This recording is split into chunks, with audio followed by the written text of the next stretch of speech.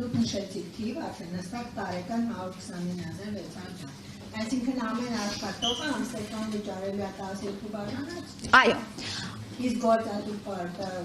մի անգամ տեսակ։ Դուք հարցերը տակ, ես ամբողջական պատասխան։ Գործատուն պարտավորում է ինչ-որ վճարում անել առաջի հարցը, կտրեք գոնե մի քանի ամենատարածված հիվանդությունները կամ իրադարձությունները, որոնք պարտելի մեջ կներառվեն, եւ արդյոք հիմա մարդիկ չեն գնում բժշկի միջև դառնալու ոսկորին չհասնի, հասկանում եք, չէ՞, որ այս փաթեթը մտավ, բոլորը գնալի են բժշկների, ինֆրաստրուկտուրան թեկուզ Երևանում պատրաստ է քան հիվանդությունները։ Շնորհակալ եմ, շատ կարևոր տիպուկ հարցեր եք տալիս։ Նախ, այո, այսօր մենք ունենք ծառայություններից թեր օգտվելու խնդիր, որովհետև մարդիկ ունեն ֆինանսական խնդիրներ ծառայություններից օգտվելու։ Բայց ունենք նաև խնդիր, որ մարդիկ երբ որ օգտվում են դանակը ոսկորին հասնելու ժամանակ, այդ ծառայությունների համար մենք վճարում ենք շատ ավելի թանկ։ Այսինքն ըստ էության մեր մոտեցումը նա է, որ ծառայությունները հասանելի լինեն այն ժամանակ, երբ որ դրանք ծախս արդյունավետ են, ավելի պետության եւ մարդու բյուջեի համար այդ ծառայություններից օգտվելը ծախսատար չէ այդքան եւ նպաստել, որ մարդիկ ճիշտ վարքագիծ դրսևորեն իրենց առողջությունը հետևելու համար։ Բոլորը չեն կարող գնալ բժշկի, որովհետև մեր այս տարիների աշխատանքը եւ արված ապահովագրության շրջանակներում գործելակարգերի եւ հստակ ալգորիթմների սահմանումները մեզ տալու են այդ շրջանակները, որ բժշկի գնում են եւ որոշակի ծառայություններ ստանում են այն դեպքում, երբ որ դա ցուցված է բժշկի կողմից, այսինքն անհրաժեշտությունից, կարիքից ելնելով։ Մենք մասնագետներն էլ հաճախ կատակում ենք, որ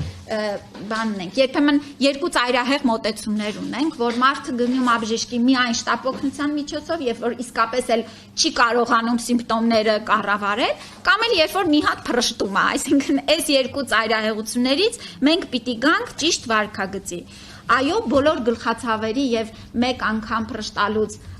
MRT հետազոտություն չի նախատեսվում ապահովագրությունը եւ դա վնասակար է եւ մեր համակարգը պիտի դա կանխի։ Հաջորդիվ, արդյոք մեր ծավալները բավարար են։ Այո, հենց մենք գնում ենք եռամյա փուլային ներդրմանը, որպեսզի զուգընթաց ծավալները եւ բժշկական կենտրոնները կարողանան այս ծավալները համահունչ ընդունել։ Հաջորդիվ Այո, ես նշեցի տարեկան գումարը, այդ գումարը վճարվելու է ամսական ապահովագրավճարի շրջանակներում եւ այսօր էլ, գիտեք, շատ գործատուներ իրենց աշխատողների ապահովագրությունը վճարում են եւ այստեղ էլ օրենքը նույնական թողնում է հնարավորությունը, այո, դա կվճարի գործատուն, թե կվճարի աշխատողը, դա իրենց համաձայնության է։ Եվ ես վստահ եմ, որ գործատուներին շատ ավելի, գիտեք, ձեռք է տալիս իրենց աշխատողների առողջ լինելը, ճիշտ ժամանակին այդ հոգսերը հոգալը եւ որպես նաեւ խթանող երաշխիքներ մեր գործատուները տալիս են։ Իսկ պետությունն էլ նրանց շահութահարկի որոշակի նվազեցում է անում, դա ծախսագրում է։ Այստեղ էլ ես վստահ եմ, որ շատ լավ գործատուները արձագանքելու են եւ շատ պարագաներում վերցնեն իրենց վրա բեռը։ Այո, գիտեք, նշեմ, մենք կառուցել ենք ալգորիթմներ ախտորոշումների եւ վիճակների մասով։ Թոքաբորբի օրինակով վերցնեմ։ Անձը ունի սիմպտոմներ, ջերմություն եւ այլն եւ այլն։ Առաջին մուտքը նրա իր ընտանեկան բժիշկն է եւ նրա պոլիկլինիկան կամ ամբուլատորիան է։ Այնտեղից արդեն գնահատելով ախտորոշումը, վիճակը, սիմպտոմները, բուժումը կընթանա կամ ամբուլատոր օղակում ըստ մեր ալգորիթմների, կամ եթե ունենք ծանրացում, եթե ունենք հոսպիտալացման հստակ ցուցումներ, ապա կգնա արդեն հիվանդանոցային բուժօգնության, որը եւս ապահովագրությունը կփակի։ Դրա շրջանակներում հիվանդանոցային բուժօգնության մեջ մենք ունենք դեղորայքային ամենօրյա ծախսի շրջանակներ, որ օրինակ օրական 50,000 դրամից ավել դեղորայքային կարիքը, որը մենք գնահատել ենք, որ շատ բացառիկ դեպքերում, շատ ինչ-որ դեպքերում է լինում, կփակի ապահովագրությունը։ Հավելյալ այլ ուրեմն ծառայությունները, որոնք այս բաների մեջ չեն մտնի չափորոշիչների, արդեն անձը կփակի ինքը կամ